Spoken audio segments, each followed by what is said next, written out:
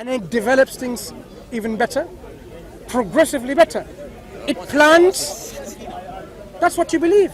You believe. Hang on. You believe this universe does all these things and does things. You call this universe Mother God, nature, because nature doesn't demand from you to worship the Creator. That's why you take the two options. Who am I? Listen. Who am I going to take?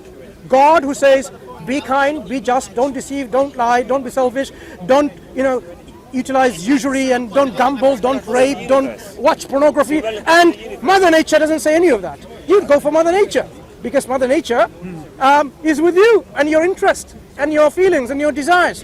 But yes, I make that claim. I want to go to paradise. Listen. I want to live forever. So let me. Nature tells me I'm going to die. Boom, dead. Listen. This universe. I want to believe I'm going to live forever. Listen. Do not tell me I'm against. Okay. God. Let me ask you the same question. Against God. What would convince you? What would convince you that there is a creator of this universe? Well, if, and this has not happened, if there were thousands of prophets over the world in the past, and they all speak the same message, that would convince me. What would convince you now? Nothing, because it's too late. It's too late. Okay. So basically now we've found an individual like yourself, It's too late. a thinking individual. He says, the thing that will convince me that there's a creator, there is nothing to convince me. Yeah, it's too late now. Remember what I said? There are people who are not, and they're reluctant to engage with any evidence. If there are compelling evidence that there is a creator, would you believe? Okay, yeah, sure. Yes.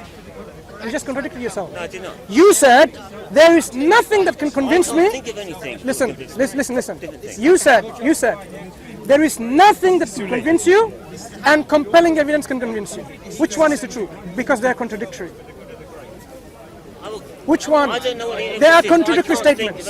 Can you make a statement which is not contradictory? Nothing can convince me. Compelling evidence can convince me. Which one? You haven't given me any compelling evidence. No. You made two statements. Which one? Choose one. Brother, you made two contradictory statements in one breath, almost. Nothing can convince me. Compelling evidence can convince me. Which one? I'll go for the compelling evidence. Right. So that means. Wait. I've got all the evidence I've found. Please listen. And nothing's convinced me. Please listen. I've never found any compelling evidence. My friend. So you have to say, it's not nothing that will convince me. Something can convince me. Okay, let's try. Good. So stop bit to the evidence. Wait. That's why I say nothing. Slowly. It's too So late. tell me what that something I that don't will. know what it is. So how can we give it to you? If you have no idea what there's something. What would have convinced me? No. Today, now. In the past. No, it's too today, late. now. It's too late. So We you're know now. too much now. We see too much now. So now you're saying again, today there can be compelling evidence, but I don't know what that is. Because it's all. You need to help yourself so that we can help you. You cannot. You see, you cannot. We know too much about science. Listen. About diseases, about religions, about people, about what fools people. We know too much. So, But he's searching for something. He says he's going to die. You want to go to brother, paradise? please, without any commentaries, you believe there is something that can convince you. I've seen it. There is something, right? Maybe there is something in it. Not maybe, there is, because you said it cannot be nothing. You have to take one or the other. So there is something that can convince you, if it's compelling. I've never found anything that will convince me. No, it's not what you found. And I've looked. No. I have, I've looked. My friend, you're not listening Too late. attentively. In principle, there can be something that can convince you if it's compelling. In theory, yes. But Good, no, in I theory. know it is. Good. So what I would now request you is this. I have known you for many years in this park. Yeah, many years. I would like you to kindly go and sit down in your own time. Listen. I've done that. Listen. I've read the Bible, I've read the Listen. Quran twice. You don't know what I'm demanding or requesting I've was. thought about God. Listen to him. You see? I think about God since I was No, 7 years old. you're not listening to what I'm going to say. I've been I am, studying against God since I am- I was 7. listen, I am simply saying, because in principle you accept, there can be something that can convince you if it's compelling to accept as a creator. I would like you to spend some time to find out what that thing can be, so that when you ask of us, we can give it to you. Yep. So now let's move on. Thank you. So this is your homework. So as I was saying, I've done that. I've been doing it no, since I was 7 you years haven't. old. You haven't done it. Yeah, so do it now. I've been thinking about it since I was 7 years old, and I haven't found it yet. It's not stopped there. Okay. What were the things that You can't think of anything. Okay.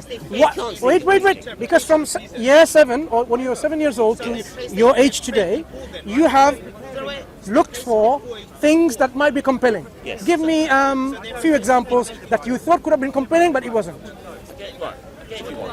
If all over the world, the prophets, That's all past. over the world. Today. Not the Exactly, that's past. the Today. problem. No. Give me the things that you searched why I don't that believe from today, it didn't work when you were then. 7-year-old, or 8, or 25, or 40, that the moment that you're reflecting, if this thing was presented to you, you would be compelled to accept. Don't talk about the past which you cannot change. So what were the examples that you thought about? I can't think of anything today. So Because basically- everything today is going to be full, full people, the flaws of the human brain. So you haven't really thought about anything like Yes, that? we have. No. We have thought about So it. listen, my friend, I am simply asking you for a very simple thing. And I can't Homework. give it to you. Listen, I've done that. No, I told you I've been doing it since I was 7 years old. Listen, you're not There's listening. no point me doing it further. I've been doing it all my life. What I want. All my life Okay, I've let's been see. doing it. Let's see if my sister in humanity understands what I'm saying. I am saying, do not demand on you. Things will be compelling that in the past, if it was like that, then I would believe. You can't change the past. So you cannot. Exactly, that's why I don't. Let me If it finish. failed in the past, Let me it finish. failed now. You should not put forth a criteria that you cannot use because you cannot change the past. If you I had know the, that. I know all that. can you let me finish? But today we have communication. Can you let me finish, right? Can you let me finish? Nothing works. Perhaps you'd understand where I'm coming from. I know where you're coming from. You cannot put forth a criteria of acceptability. Yeah?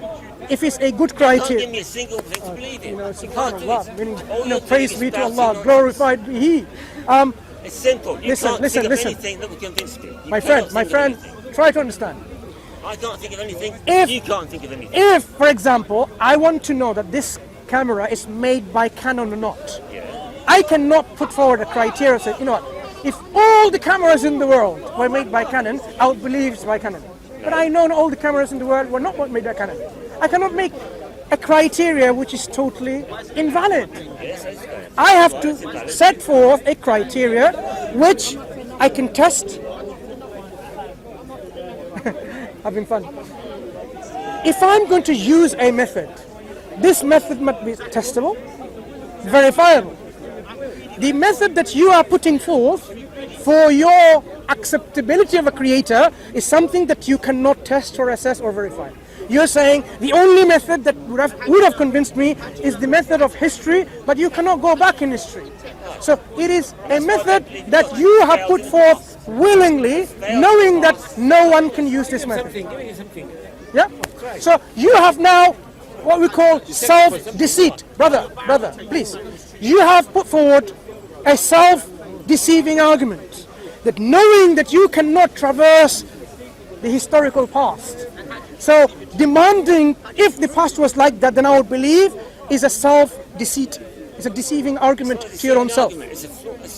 I know too much about the world today to know how it can be fooled. So if it's just say a voice appears in the sky, God appeared in the sky and spoke to me. Yeah. Would you believe? How would I know that wasn't delusion? Did you not say How that? would I know that was delusion? Did you not say that earlier How on? do I know that wasn't? You see, he's clever enough to say that he was not going to demand that because he knows that now, if I said, what about God comes to you and speaks to you, I'm God, he will say, magic, I'm deluded, it's a delusion. So Do we know? what would convince you I is don't something know. that You can't tell me. that You can't think of anything. you- I can't think of anything. You can't think of anything. so because Against her, but He's not trying to convince me. of course he is. It's the whole point. I'm learning from him. He's learning from him because he cannot convince you. Yes, My point is, It's the over, argument isn't to it? God fails. he cannot convince you. Information and you research it. That's the difference. Not just Yes. listen to it and reject it. You have to process it. I haven't given you arguments for God yet. I'm simply saying, when we examine this, thank you, when we examine this universe, there are a lot of things that we can. They're bad arguments. I know the argument. I've heard extrapolate from it, make inference of by studying this universe. Like the gravity that we examined, that we don't see gravity, There's something good you we don't hear it, we don't feel it, we don't touch it, we don't sense it. The only thing that we see the effects of it. So from the effects, we accept the existence of a gravitational force or something. Gravity. This universe also demonstrates from the workings of this universe that it's an effect of a cause that has put this universe into place. So this is not an argument for God, it's simply saying, look at this universe and you make inferences. If you say this universe has self-created itself, that's one argument. That means at one point the universe was non-existent and then it created itself. Again, this is an argument which is totally invalid. Why? If you're non-existent to begin with, you cannot create yourself because you don't have the energy. You're non-existent. To make something, you need energy. So the universe could not have self-created. So the universe has to be either brought into existence by something external to it. Now this external agent for this universe is one of many causes or the one and only cause. Possibilities exist. Let's say it is one of many causes. This universe was caused by an external agent called A. A caused this universe to come into existence. Did it answer our question? It's just simply shifted our question to another level. What caused A? That caused the universe. So we can ask, okay, the answer may be B caused A. That caused the universe. What caused B? Now you can go on and on ad infinitum, where there is infinite number of causes for this universe. Or, actually, when we look at the causes of the universe, maybe there is a cause at one point. You see, we are simultaneously talking about the same argument. At one point, maybe there is a cause beyond which there wasn't an external cause beyond that. Okay? Now we can use our rationality and find out which makes sense. If there are chains of creators or causes for our universe, can we rationally explain the existence of our universe? Can I give you an example to illustrate in a different way? Okay, this is a phone. It's an object that needs to physically go from my hand to his hand. Okay, so that's like the action. Okay, okay. Now this phone, to go from my hand to my brother's hand there, it has to pass infinite number of hands in between. Infinite number of hands. You have to go through every single other infinite hands to go to his hands. My question is this: would my phone ever reach his hand if there are infinite number of people in between? Infinite, never ending. Then what created that? Nothing. Never, because there's always someone in front of him. It will never reach his hand. Okay, so we understand one thing, that if there are infinite number of causes for something, that action, the final action, is not going to take place. This universe, if it was the final action of all these creators in the past, the universe will not come into existence, because there will be someone else creating another god. Creating another god, the universe will not be created. So a spark. Because the universe is here, it seals the argument. There wasn't infinite number of creators or causation for our universe. Our causes for our universe has to be finite. At one point, there is a cause or a creator beyond which there is no other cause. That's what we call is the first cause. Aristotle called it primordial. The primary cause, which is uncaused. Has to be. Because if you are the only one there and you have no cause before that, then you must be uncaused. So we say when our universe is here, there has to be a cause of our universe which is uncaused, which is absolute. If something is absolute, which has no beginning, it is eternal with no beginning. If it's eternal with no beginning, nothing brought it into existence, this cause. Nothing can remove it from existence. Nothing will have that power. So that thing not only will be eternal, it will also be everlasting with no end. And that thing will be one. live in the moment. It won't be more than one. Can't tell. We've already covered that example about more than one entities being the cause of this universe. So you have one being Exactly, I may feed him. I may who is eternal with no beginning, everlasting with no end. If you have such a being, this being will be unique, absolutely unique compared to everything else, because there's nothing like it. There will be nothing like this being. Now look, I just speculated about this universe. This is a translation of our scripture called the Quran. There's a small chapter in the Quran. Okay? Very small chapter. It's called chapter the purity of faith. Only 2 lines in English. But look what it describes, what we believe about the Creator. It's asking us, say, He is God, the one, God, the eternal. It begat not, no one, nor was to be begotten. None is comparable to Him. This is what Revelation confirms, our speculation. That there is a God who is one and only, eternal, absolute. He is not born, neither does He give birth, meaning He is not a father of anyone or a child of anyone, totally unique, independent. And because He's like this, one, eternal, independent, there's nothing comparable to Him. That's what we believe about the Creator. So our intellectual speculation, the scripture confirms. We don't have to rely only on our speculations. So when you examine Islam and the Quran, you will find that your intellect and your rationality, if you use it and you examine the Quran, it will resonate with the Quran. That your heart and your mind will accept it. Yeah, makes sense. It makes sense here. It makes sense here in my heart and in my mind. This is exactly what I would expect it to be. So when the Quran describes God, it describes God in a way that you will realize it knows you more than you know yourself. I mean, who can know you better than yourself? Your parents knew at one point your behaviors, but your current behavior, your current thinking, no one knows. Unless you tell your best friends, no one will know. But when the Quran describes your inner secrets, inner thoughts, you will suddenly wake up. How is that possible?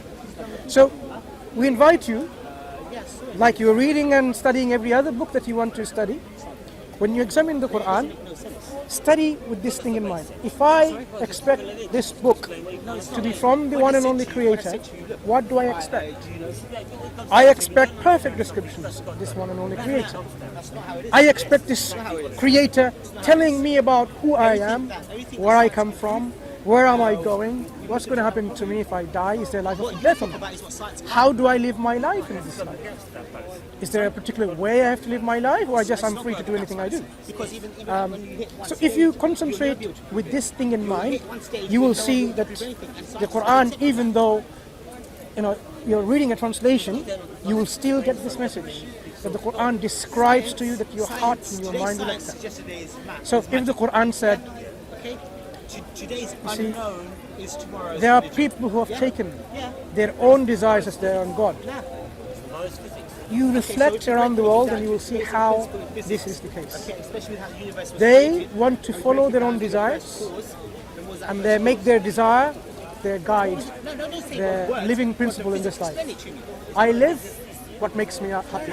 I live according to the way I think will make me joyous and comfortable in this life. They've made their own desires. Even though they knew, as the Quran said, Quran asked them, Are you agnostic then? were they created from nothingness? Did they create themselves? Did they create the heavens and the earth? And the Quran rhetorically asked, nay, they have no firm belief.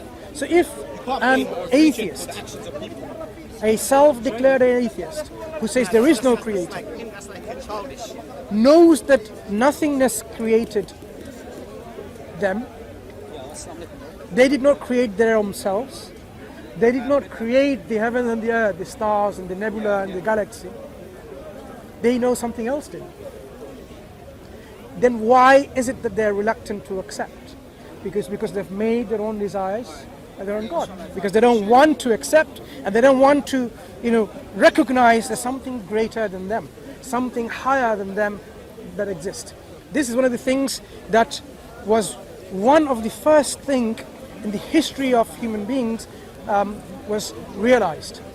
when the first human being was created, you had another being called the jinns in a spiritual world, right?